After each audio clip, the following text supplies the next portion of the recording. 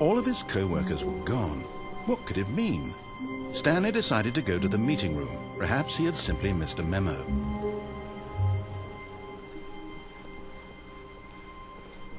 When Stanley came to a set of 2 open doors, he entered the door on his left.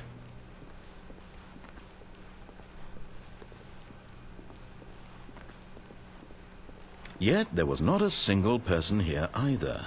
Feeling a wave of disbelief, Stanley decided to go up to his boss's office, hoping he might find an answer there. Coming to a staircase, Stanley walked upstairs to his boss's office. But Stanley just couldn't do it. He considered the possibility of facing his boss. Admitting he had left his post during work hours, he might be fired for that. And in such a competitive economy, why had he taken that risk? All because he believed everyone had vanished? His boss would think he was crazy. And then something occurred to Stanley. Maybe, he thought to himself, maybe I am crazy. All of my co-workers blinking mysteriously out of existence in a single moment for no reason at all? None of it made any logical sense. And as Stanley pondered this, he began to make other strange observations. For example, why couldn't he see his feet when he looked down? Why did doors close automatically behind him wherever he went? And for that matter, these rooms were starting to look pretty familiar. Were they simply repeating?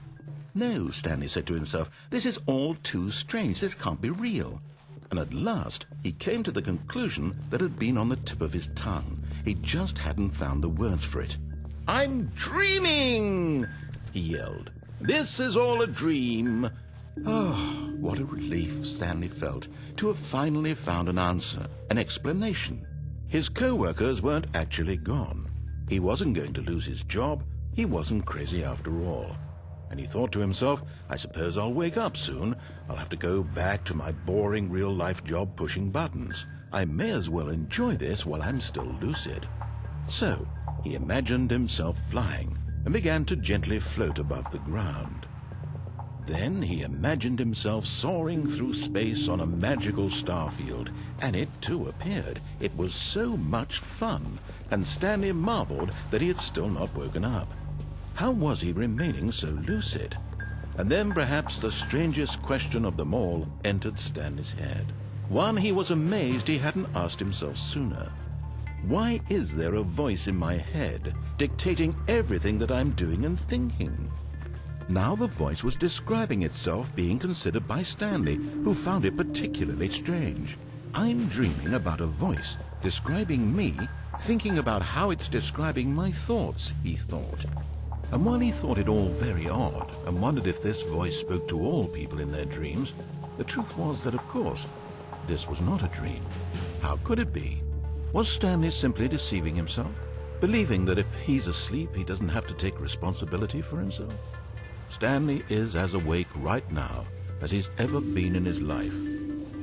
Now, hearing the voice speak these words was quite a shock to Stanley. After all, he knew for certain, beyond a doubt, that this was in fact a dream. Did the voice not see him float and make the magical stars just a moment ago? How else would the voice explain all that? This voice was a part of himself too. Surely, if he could just... He would prove it. He would prove that he was in control, that this was a dream. So he closed his eyes gently, and he invited himself to wake up. He felt the cool weight of the blanket on his skin, the press of the mattress on his back, the fresh air of a world outside this one. Let me wake up, he thought to himself. I'm through with this dream. I wish it to be over. Let me go back to my job. Let me continue pushing the buttons. Please, it's all I want. I want my apartment, and my wife, and my job. All I want is my life exactly the way it's always been. My life is normal. I am normal. Everything will be fine. I am okay.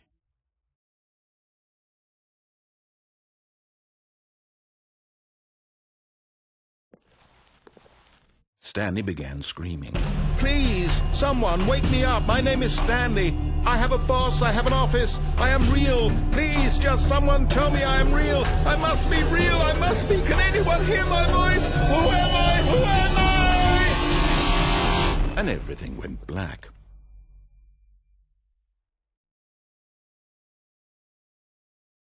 This is the story of a woman named Mariella. Mariella woke up on a day like any other. She arose, got dressed, gathered her belongings, and walked to her place of work. But on this particular day, her walk was interrupted by the body of a man who had stumbled through town talking and screaming to himself, and then collapsed dead on the sidewalk. And although she would soon turn to go call for an ambulance, for just a few brief moments she considered the strange man. He was obviously crazy, this much she knew. Everyone knows what crazy people look like. And in that moment, she thought to herself how lucky she was to be normal. I am sane.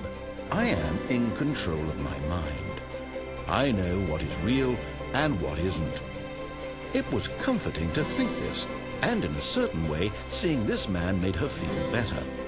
But then she remembered the meeting she had scheduled for that day. The very important people whose impressions of her would affect her career, and by extension, the rest of her life. She had no time for this, so it was only a moment that she stood there, staring down at the body. And then she turned and ran.